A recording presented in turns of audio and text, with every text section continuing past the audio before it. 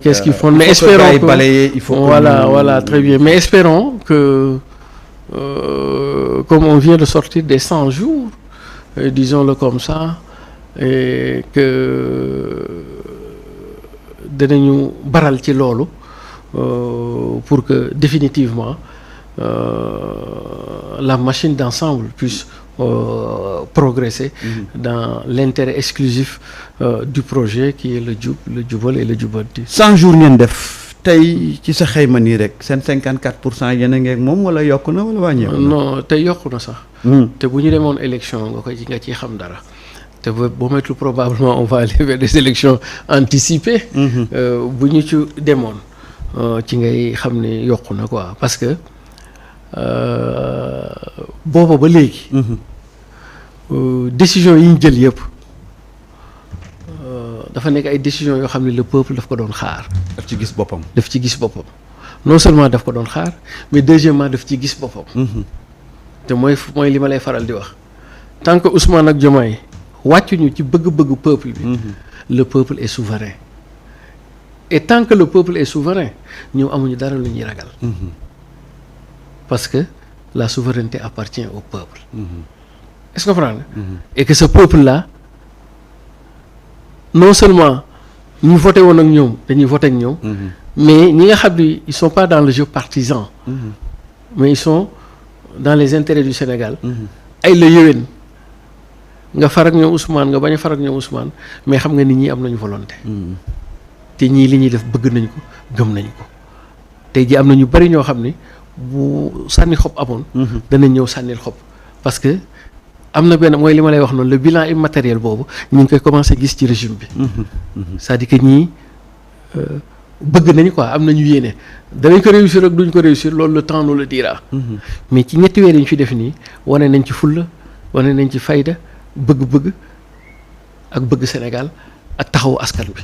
et pour man c'est ça le plus important. yow de yaa représenté góorgóorlu yaa nekk ci seen. waaw te man mi góorgóorlu moom bu ma la ko waxee rek. xamal ni kon daal góorgóorlu yi seen xel. waaw très bien waaw bon dalagum na. waaw dalagum na. sauf que li góorgóorlu yi di ñaan mooy ñu gën a baral. waaw ñu gën a baral. alors 100 jours yi agité ngeen fi ay rapport agité ngeen fi ay scandale mais ba tey gisuñu njeexital ci yooyu. waaw mais yow dina ñëw xam nga régime yi passé dañu tàmmaloon. waaw genre féodalisation ou inféodalisation du pouvoir exécutif sur le pouvoir législatif et donc bokk na ci réforme justice yoo xam ni ci 5 ans yi sénégalais yu bëri nañu xaar nguur gi ci ñaari critères fondamentalement. muy ban ak ban. mooy justice ak gouvernance. La gouvernance économique je veux dire et financière. Si je me projette à moyen long terme. ñetti weer yi gouvernement bi li mu def nii. au bout de 100 jours man mën naa la jox tendance ñi fan nañ jëm. jox ma tendance. mooy ce sera moins les réalisations d'infrastructures physiques. waaw ñun de loolu la ñu tàmmaloon. mais ce sera plus de justice d'équité mooy côté justice. mais de transparence et d'efficacité et d'efficience dans la gestion des ressources financières et économiques. Bonne gouvernance. Ce que j'appelle la bonne gouvernance économique. Avec la bonne gouvernance sociale, la justice. Ce seront les piliers de ce régime en place pour les 5 prochaines années, davantage que la construction des routes, des pistes, des ports et des aéroports. Je ne dis pas qu'on ne va pas les construire, mais le curseur sera davantage mis dans ces éléments-là. Et loolu la koy wax mooy depuis 20 ans, bientôt 24 ans déjà, depuis Ablaye Wade jusqu'à Macky Sall. Ablaye Wade c'est 12 ans, Macky Sall c'est 12 ans, ça fait 24 ans. Sénégal teggiwul tànkam ci infrastructure. waaw ñun de tabax rek lañ ñu tàmmal. Très bien et donc boo koy analyser même bu fekkee lépp dajagul on a fait une mise à jour ou une mise à niveau du point de vue infrastructurel. le Sénégal d'aujourd'hui est extrêmement et diamétralement opposé du Sénégal des années 90, où on était en sous-déficit, vraiment déficit structurel en termes d'infrastructure. Aujourd'hui, on est à niveau, même s'il reste encore beaucoup de faire, mais on est à niveau. Et donc, l'axe stratégique ou le next step, l'autre cap, ce sera, moi li ma lay wax ni, affaire de justice.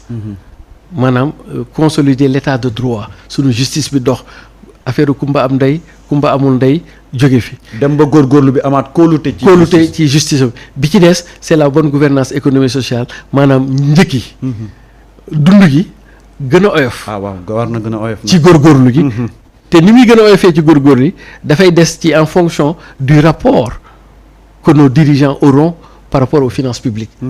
rapport bi ñu am foofu. après day am benn impact ci dundinu réew mi kon donc pour les 5 prochaines années kuy xaar ca taatu ndaal régime bi xaar ko ca taatu ndaaw gouvernance économique et financière c'est-à-dire dundinu askan bi.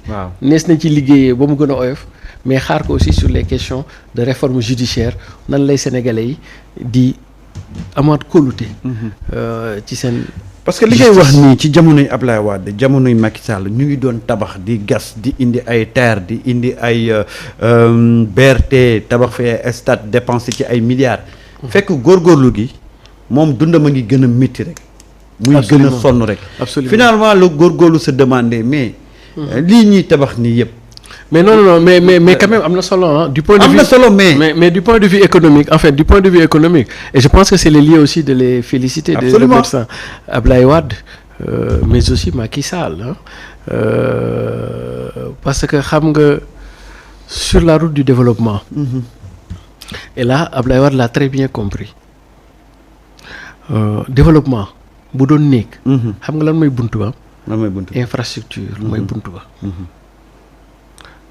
Est-ce que comprendre parce qu'on avait 2 défis au sortir des années 90. Comment connecter les centres et les périphéries, maanaam Dakar et l'Interland, le reste du pays. On avait 2 défis, comment connecter les zones de production aux zones de consommation. Mais tey jii à la faveur des investissements qui ont été faits, d'ailleurs des investissements très lourds. Ablaye Wade d'abord, Macky Sall consolider ko. Ça nous a permis ñu souffler nekk ci leneen. C'est-à-dire que li Ablaye Wade def Macky Sall ñëw gën koo consolider bu ñu ko deful woon nguur gi bu ñëwee loolu il faut mu lijjanti ko ba pare bala muy dem di lijjanti leneen. Absolument. Est-ce que comprendre nga. Et je pense que c'est le lieu aussi de féliciter le président Abdoulaye Wade mais aussi Macky Sall pour avoir inscrit le Sénégal dans un temps long en termes de reclassement, disons, inédit du point de vue des infrastructures. Et quand je parle des infrastructures, je ne parle pas seulement que des routes et des ponts et des autoponts.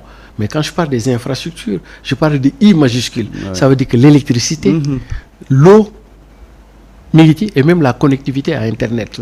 C'est-à-dire que les infrastructures télécom. Et aujourd'hui, sur ce niveau-là, on a fait des bons en avant extraordinaires. Ci tali. Ci pont autopont mais pas que ça ci accès à l'électricité ci accès à l'eau mais ci accès à la connectivité disons hein, parce que sans connectivité tu n'es pas dans la globalisation quelque part et ça le Sénégal s'est inscrit dans un temps long au bout de 24 ans mooy li ma lay wax ni 2000 ba léegi léegi nag on peut lever un tout petit peu le pied pas totalement le pied parce que nous avons le challenge de réindustrialiser le Sénégal. Comprendre? Mais le focus pour le moment et d'ici le premier mandat c'est de s'attaquer frontalement ci ñaar yooyu ma la wax loolu moom dañ koy régler ci 5 ans yi. ah waaw jot na de. Justice ak le coût de la vie loolu dañ koy régler. Maintenant pour la réindustrialisation on jette les bases. Et on commence le processus. Parce que ça demande aussi un temps long pour que d'ici 10 ans ñu nekk au même niveau d'industrialisation de notre tissu économique que bi ñu nekkoon dans les années ou la décennie 60-70. Ça demande du temps. Est-ce que vous comprenez? Parce que depuis 70 le tissu économique bi déstructuré wu. Complètement. Plus de 50 ans 60 ans. Il faudra du temps. Maintenant on va commencer à jeter les bases pour le premier mandat et donc normalement dans 10 ans on devrait avoir un tissu industriel plus ou moins dense, qui offre de l'emploi durable au Sénégal, après que nous avons fini de relever le défi de la cherté et du coût de la vie, mais aussi le défi de la réconciliation du droit et de la loi par rapport au peuple sénégalais. kon daal mandat bi moom di ngeen jublu ci doomu aadama yi jublu ci góorgóorlu. waaw fi mu toll nii le recentrage c'est l'homme. waaw le recentrage